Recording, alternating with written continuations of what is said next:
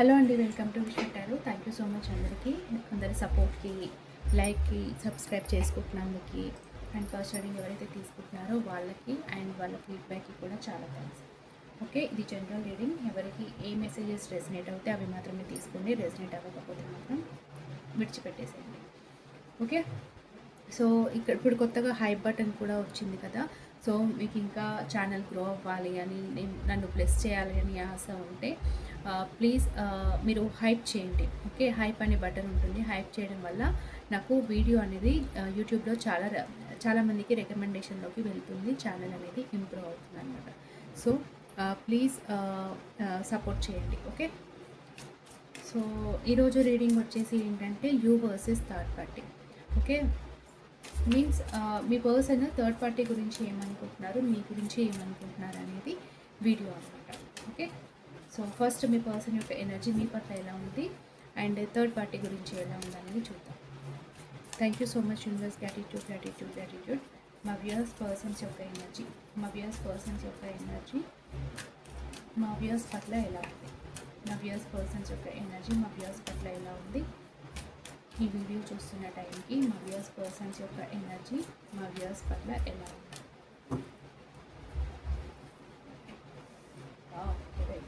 Okay, so ఇది ఒక రకంగా మంచి అండ్ ఇంకొక రకంగా చెడు ఏంటి అనేది నేను చెప్తాను. Okay, so next thank you so much universe. Gratitude.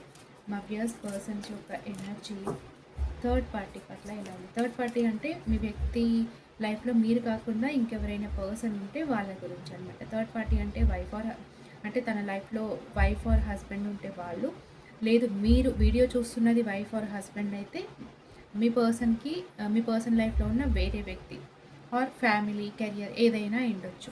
Okay, so మా వ్యూయర్స్ పర్సన్స్ యొక్క లైఫ్లో ఉన్న థర్డ్ పార్టీ పైన మా వ్యూయర్స్ పర్సన్స్ యొక్క ఎనర్జీ ఎలా ఉంది యూనివర్స్.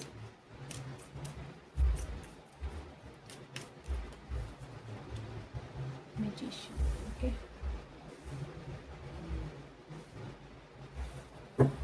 నేను 2 టారో డెక్స్ యూస్ చేస్తాను ఈ రీడింగ్కి, ఎందుకంటే సపరేట్గా మనకు క్లియర్గా వస్తాయని చెప్పేసి.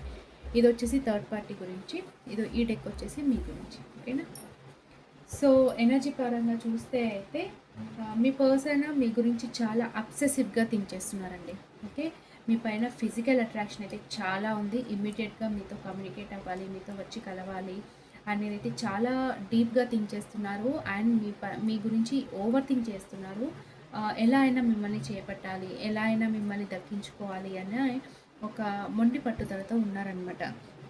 అయితే అది ఎంతైనా మంచి ఎనర్జీ అయితే కాదు. ఇక్కడ లవ్ కన్నా ఎక్కువగా లస్ట్ ఉందన్నమాట.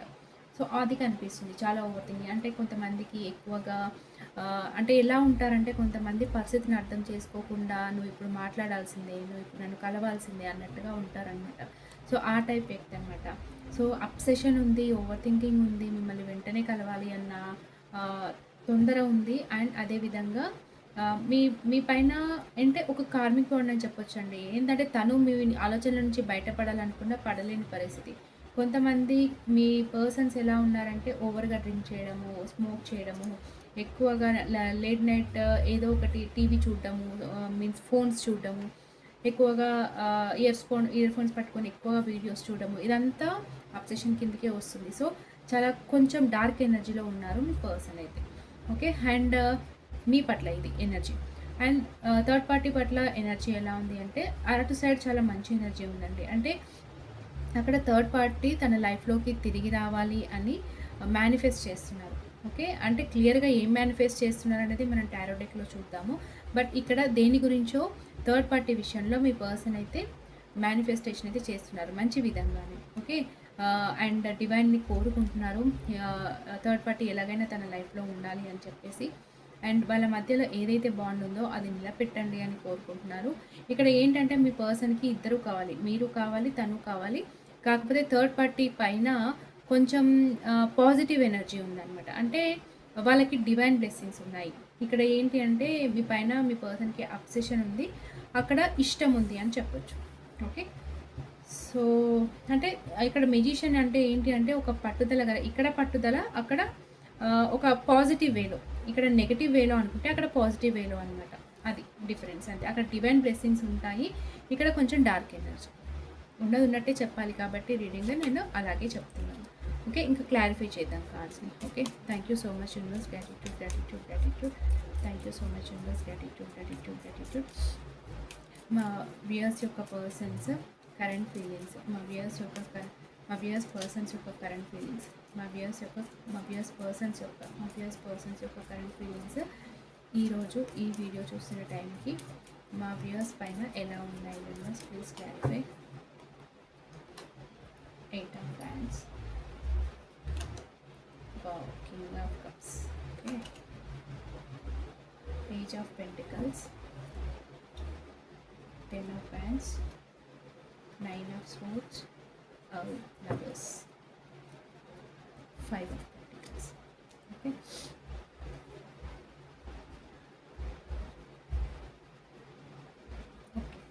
ఇక్కడ మీ పర్సన్ ఎనర్జీ మీ పట్ల చాలా ఏంటంటే ఇక్కడ నాట్ ఓన్లీ ఎనర్జీ చూసి నాట్ ఓన్లీ ఇక్కడ ఓన్లీ ఫిజికల్ అబ్సెషన్ ఒకటే కాదండి, ఇక్కడ మీ పైన ప్రేమ కూడా ఉంది, అల్టిమేట్ లవ్ ఉంది.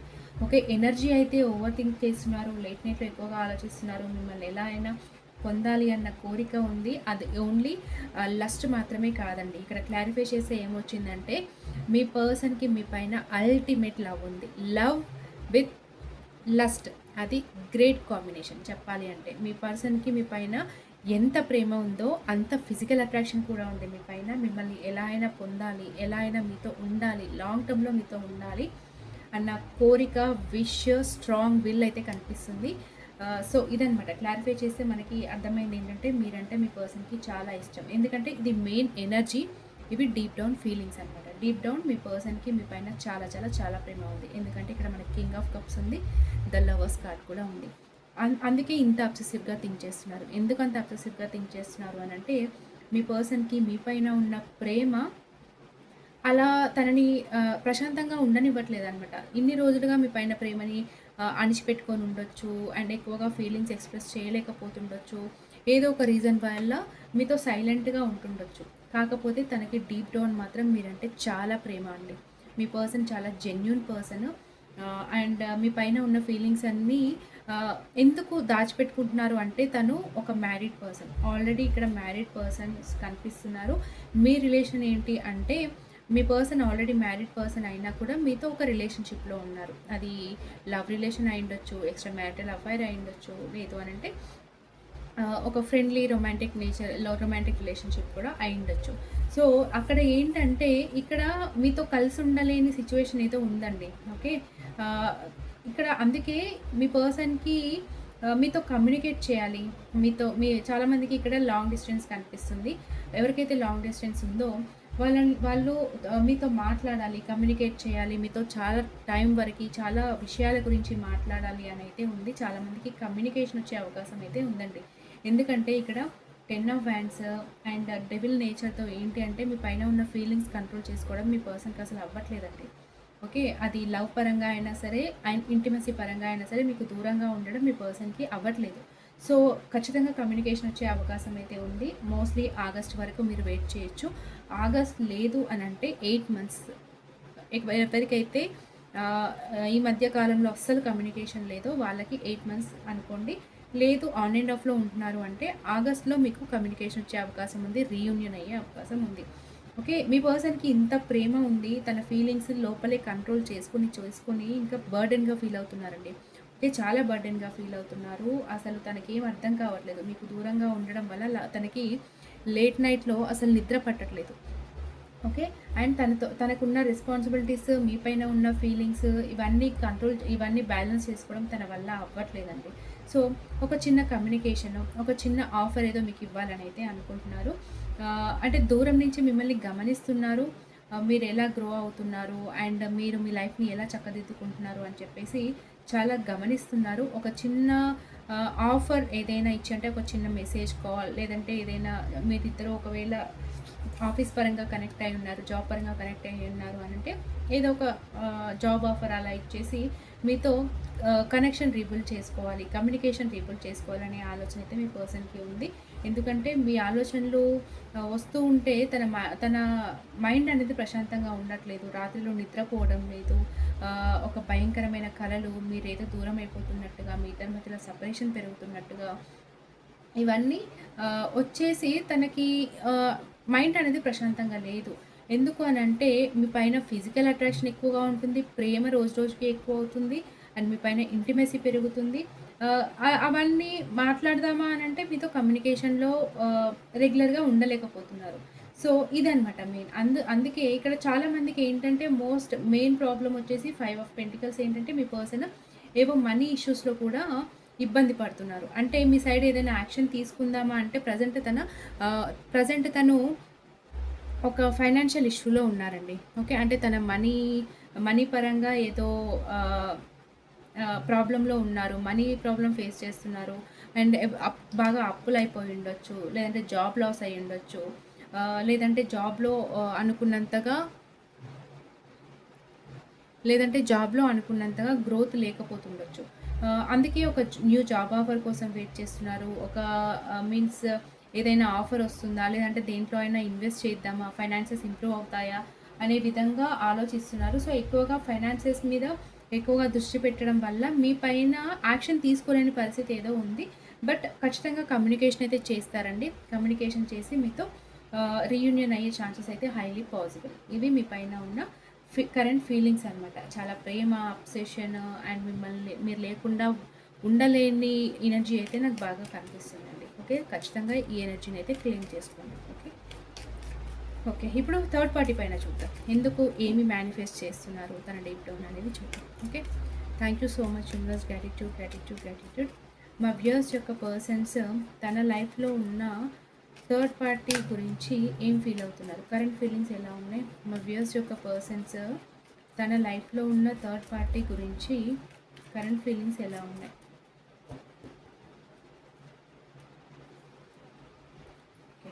ఏస్ of wands, queen of swords,